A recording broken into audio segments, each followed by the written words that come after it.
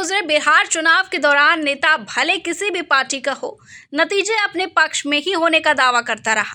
मगर जनसुराज पार्टी के कर्ता धर्ता प्रशांत किशोर के दावे तो अलग ही माहौल सेट करने में लगे थे।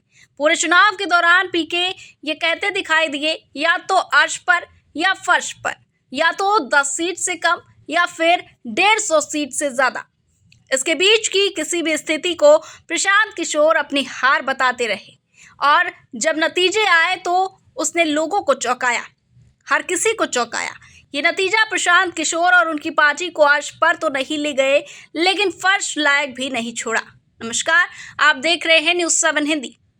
वैसे प्रशांत किशोर से भाई लोग किसी चमत्कार की उम्मीद कर भी नहीं रहे थे कि 150 प्लस सीटें आ जाएंगी, लेकिन ये मानकर चल रहे थे कि 2-4 सीटें तो आ ही सकती हैं। कम से कम वोट परसेंटेजेस में तो इतनी हिस्सेदारी रहेगी ही जो बिहार में आने वाले समय में तीसरी धारा की राजनीति को विकल्प बना सके।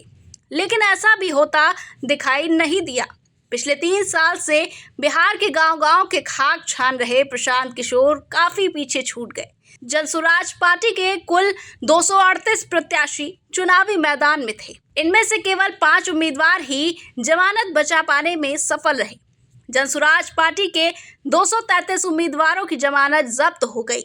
98% उम्मीदवार जमानत नहीं बचा पाए।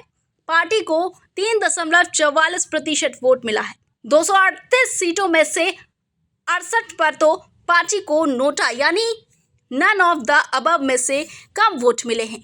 जनसुराज से कम 1.9% वोट पाकर AIMIM ने 5 सीटें और 1.6% वोट के साथ BSP ने 1 सीट पर जीत दर्ज कर ली। मगर प्रशांत किशोर का डब्बा गोल ही रहा। दूसरी तरफ ज्यादातर सीटों पर जनसुराज पार्टी के उम्मीदवार टॉप 2 में लड़ाई में ही नजर नहीं आए।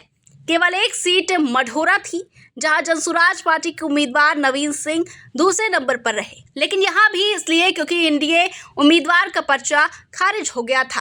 कारघर में रितेश पांडे, कुम्हार में केसी सिन्हा, चनपटिया में मनीष कश्यप, चौकीहाट में सरफराज आलम तीसरे स्थान पर रहे हैं।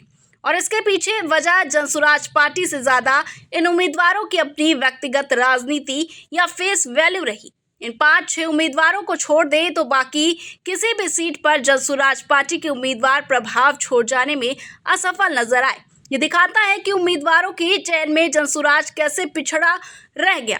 खैर, नतीजे आ चुके हैं।